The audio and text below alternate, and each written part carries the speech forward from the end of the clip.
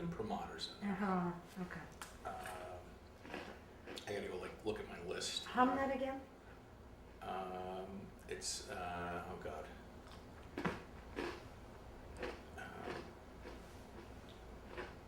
I know we did it I last think I just time. think of the lyrics. Yeah. Okay.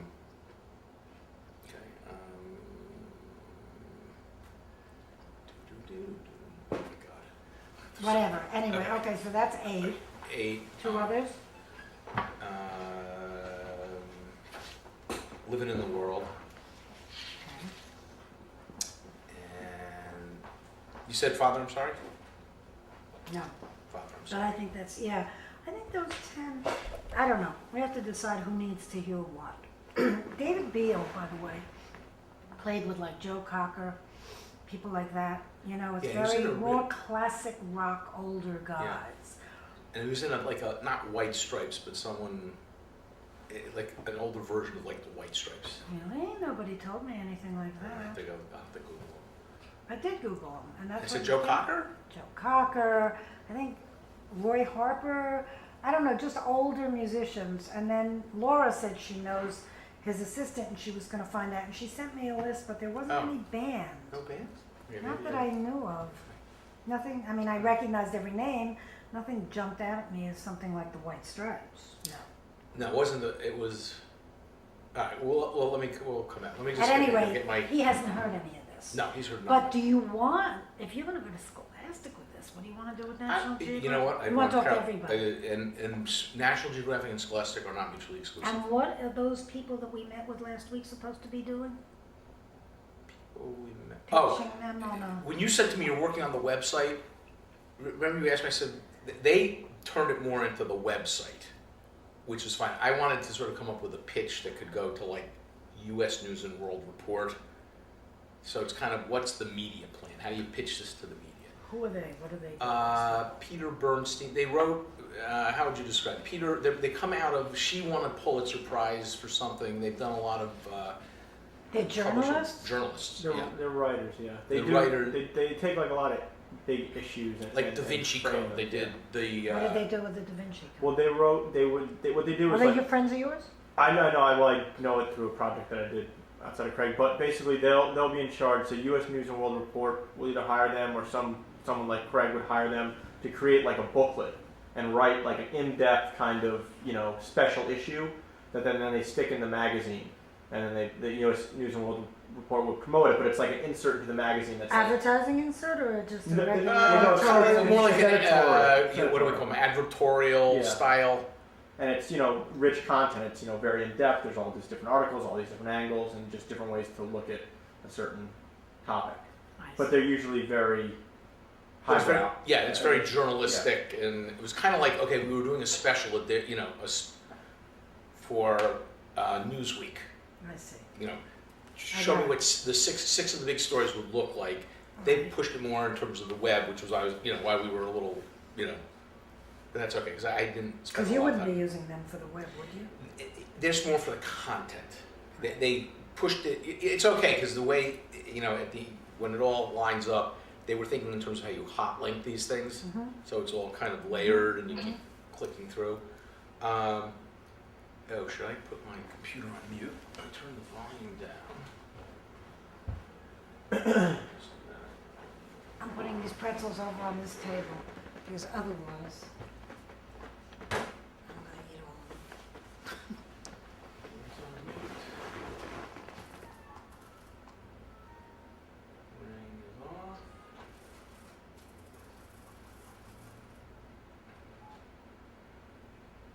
I'm going to make you show me the finger. See, this is what works. Who's going to keep I was turning it off. Oh, okay. I just want to make sure I have it off. Okay, you're gonna make me show you what? The fingering on Oh, yeah. Uh, Mathematician? Yes. Oh, mathematician would be on my list too. I have that on my list. Oh, that was on your Yeah, list? that's okay. stored. Yeah, that's Okay, on yeah, I'll the show you the thing, and then you'll sort of get the, we'll Oh, I have rules by fools stored also. okay. Oh. Anyway, okay, let's Okay. talk about Head of a Pen. Tell me what it's about. Okay.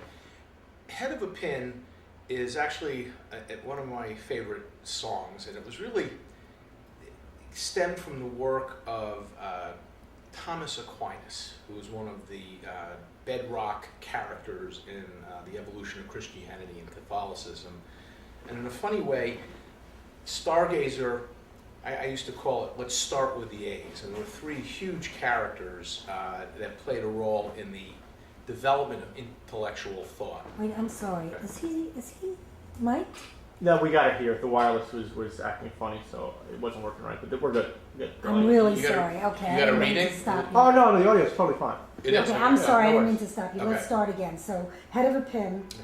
Head of a Pin is one of my favorite songs, and in the sense that I look at Stargazer and the Galileo story as a way of learning all about history. And it takes you all the way back to Aristotle and St. Augustine. And we'll talk about St. Augustine in the song City of God. Actually, I shouldn't say that because we're bad sequence. Now, we'll talk about it. Okay, let me just rephrase it. Start again. Okay. Okay, Head of a Pin. Head of a Pin is an interesting song. It's actually one of my favorites in that the whole story of Galileo and Stargazer is a passport to history. And I like to think of it as starting with the A's in terms of the great characters and philosophers and theologians that created the evolution of intellectual thought. And, for example, Aristotle has a song, and St. Augustine has a song, City of God. Aristotle's song is Rules by Fools. But Head of a Pin is about Thomas Aquinas, who was one of the major characters whose work, particularly the Summa Theologica, became an absolute, probably after the Bible, the most influential work in all of Christianity. I'm trying to sound right. Okay. And what is it about? There's a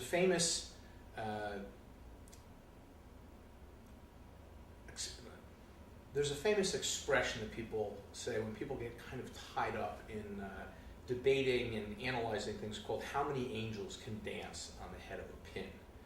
And while that's not exactly Thomas Aquinas, it's actually attributed to a lot of his writings about the nature of angels. And so the whole notion of Head of a Pin, it's a song about angels. And so we had a lot of fun working with this because it's kind of tongue-in-cheek and it's got an interesting bridge. It's probably the most Beatlesque piece that, at least in my mind, but it really talks about the nature of angels. There are big ones and small ones, there are fat ones and tall ones, and it's really sort of, Thomas Aquinas spends a lot of the Summa talking about angels and their role in the world, both spiritual and less so in the temporal world. But angels were a major force in Christian thought.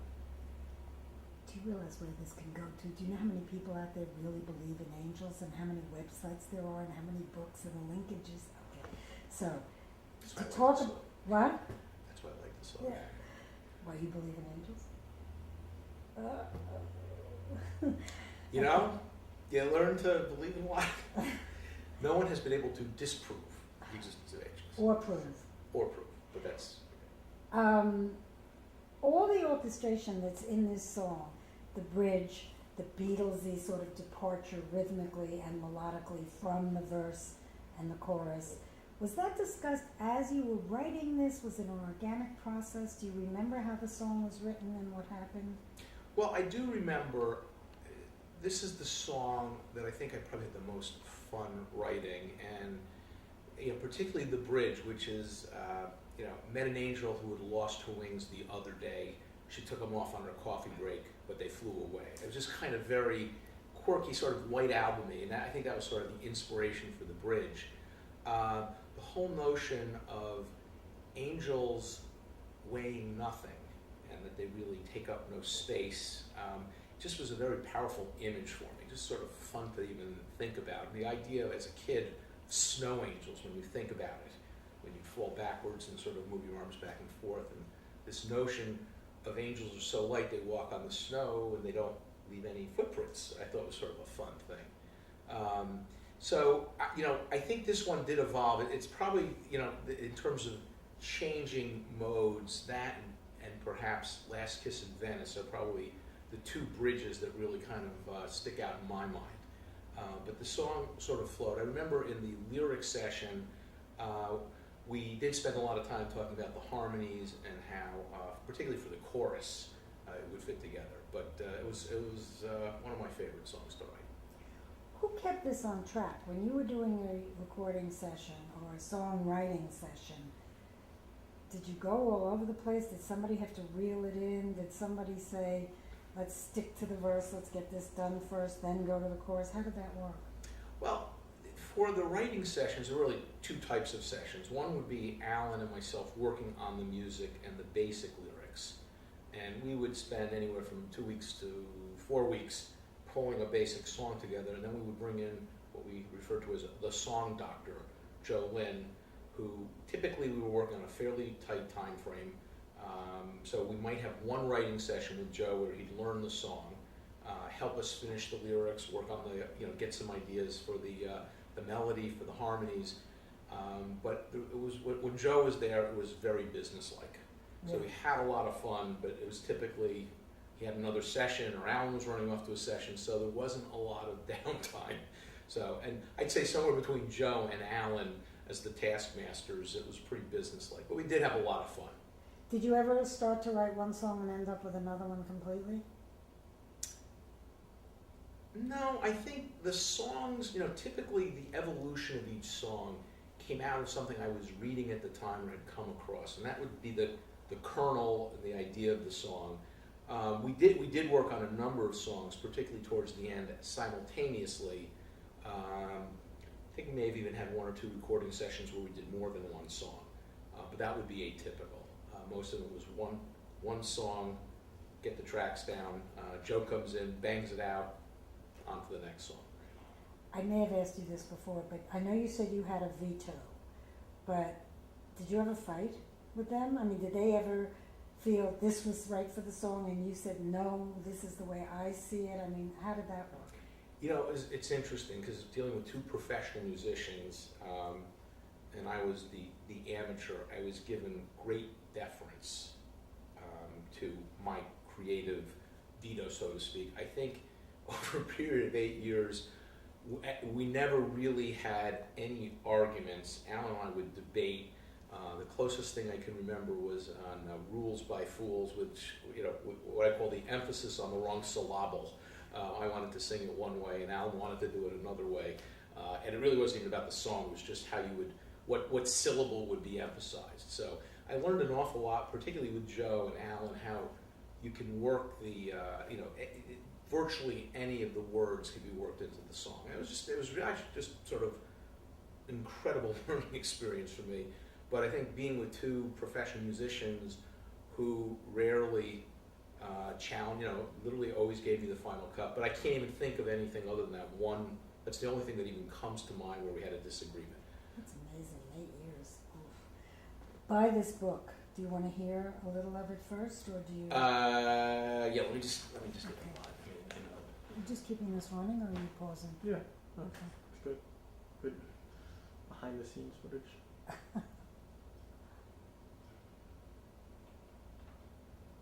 So it'll Hang pick up. around to these guitars. Yeah, I was gonna do that now.